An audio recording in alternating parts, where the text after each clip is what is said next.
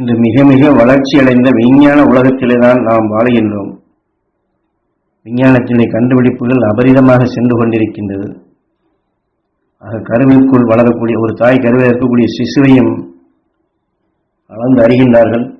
அது ஆரோக்கியமாக இருக்கின்றதா, ஆணாக இருக்கின்றதா, பெண்ணாக இருக்கின்றதா, ஏதாவது குறைபாடு இருக்கின்றதா என்றெல்லாம் கண்டு அந்த குறைபாடுகளையும் கருவிலேயே நீக்கக்கூடிய சக்தியும் இந்த விஞ்ஞானிகள் பெற்றிருக்கின்றார்கள். அந்த விஞ்ஞானத்தை நம்பித்தான் நாமும் இன்று வாழ்ந்து கொண்டிருக்கின்றோம். ஆக மனிதனுக்கு அத்தகைய சக்திகள் உண்டு. அதனால்தான் மனிதனான பின் இந்த பிரபஞ்சத்திலும் சரி, அகண்ட அண்டத்திலும் சரி, அவனை முழு முதல் கடவுள் என்றுதான் ஞானிகள் நமக்கு உரைத்துள்ளார்கள்.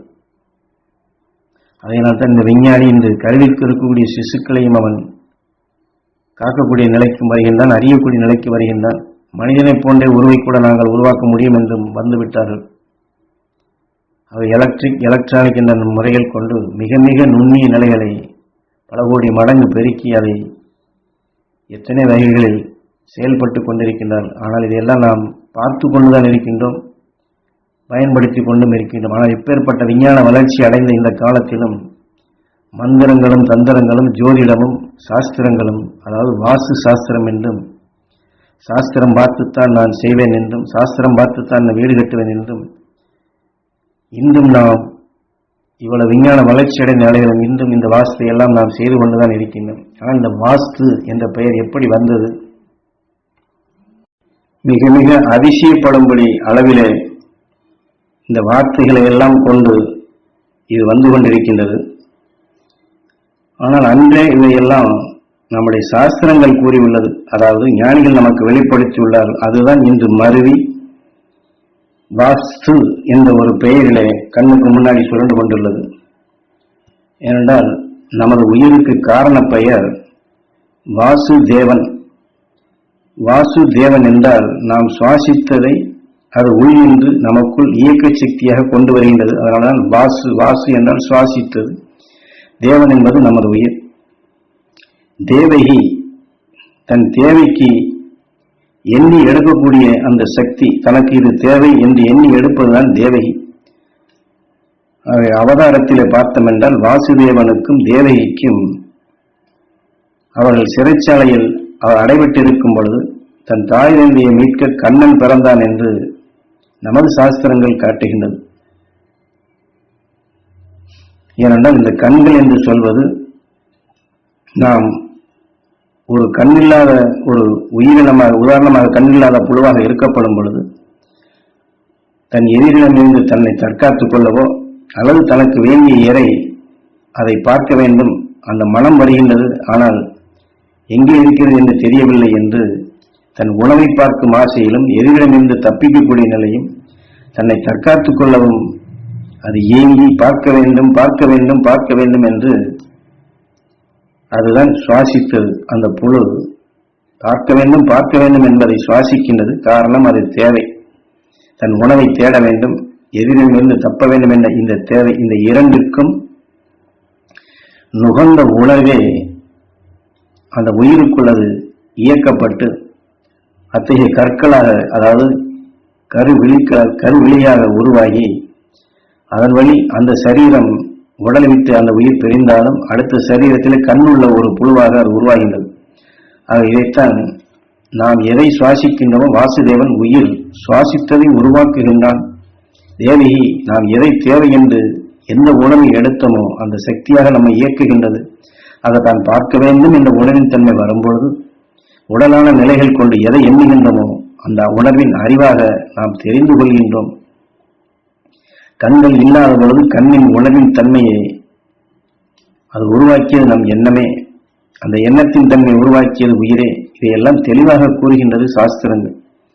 ஆக புறத்தால் இன்று உடலாக இருக்கின்றோம், இன்னது செய்ய வேண்டும் என்ற உணர்வின் தன்மை வரப்படும் பொழுதுதான் உணர்ச்சியின் தன்மை அறிவாக நம்மை இயக்குகின்றது. ஆக இதை நாம் செய்ய முடியாதா?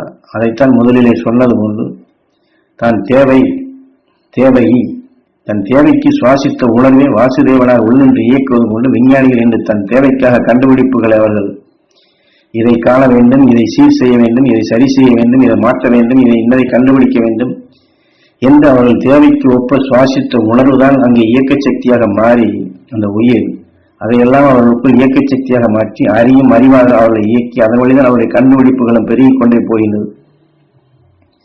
என்றால் இது மெய்ஞானத்தினுடைய தத்துவம் அன்று ஞானிகள் நமக்கு சொன்னது. ஆனால் விஞ்ஞான உலகத்தில் இன்று வாழ்ந்தாலும் கூட மெய்ஞானத்தின் தன்மை உணர்த்திய இந்த நாட்டில், விஞ்ஞான அறிவு வளர்ந்த இந்த உலகிலே இன்னும் நாம் அஞ்ஞான வாழ்க்கை வாழ்வது சரியா?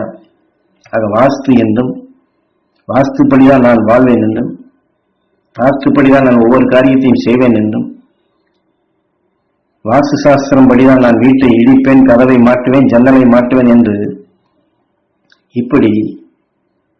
இப்படிப்பட்ட விஞ்ஞான உலகில் மெய்ஞானத்தை உணர்த்தி இந்த வழிகளில் வந்த நாம், இதை செய்தால் என் வீடு நன்றாக இருக்கும், இதை செய்தால் எனக்கு செல்வம் வரும், இதை செய்தால் எனக்கு துன்பம் போகும் என்று நாம் சுவாசித்ததை உயிர் உருவாக்குகின்ற இந்த வாசல் படியை, நாம் சுவாசிக்கக்கூடிய இந்த வாசலை ஞானிகள் மகரிஷியில் வெளிப்படுத்தக்கூடிய உணர்வை சுவாசித்து இதை மாற்றுவதற்கு பதிலாக நாம் வீட்டையோ மற்ற நிலைகளையோ மாற்றி வைப்பதால் என்ன நன்மை கிடைக்கப் போகின்றது? ஆக நாம் சுவாசித்ததைத்தான் இந்த உயிரான ஈசன் உருவாக்குகின்றான். அந்த நிலைப்படிதான் இந்த வாழ்க்கை அமைகின்றது என்ற நிலையை நாம் உணர்ந்து அருள் உணர்வுகளை நமக்குள் சுவாசமாக்கி மகரிஷியல் ஞான உணர்வை நமக்குள் பெருக்கி அந்த வழியில் நடந்தால், அந்த வாசலை நாம் சீர் செய்தால், இந்த உயிரான தேவன் நாம் சுவாசித்ததை நமக்குள் உருவாக்கி நம்மை நல்வழியில் அழைத்துச் செல்வான். அழைத்துச் சென்று நம்மை அந்த நிலைகளுக்கு கொண்டு செல்வான். நாம் யாரிடமும் சென்று இது போன்ற வாஸ்து என்று ஜோசியமோ சாஸ்திரமோ கேட்க வேண்டிய அவசியமில்லை, யோசனையும் கேட்க வேண்டியதில்லை. நம்முடைய குடும்பத்தில் வரக்கூடிய தனக்குள் வரக்கூடிய நிலைகளுக்கு நம்மை நாமே சிந்தித்து, ஏனென்றால் எண்ணியதை எண்ணுவதை எண்ணியபடி நடத்தி தரும் நாயகன் நமது உயிர்தான்.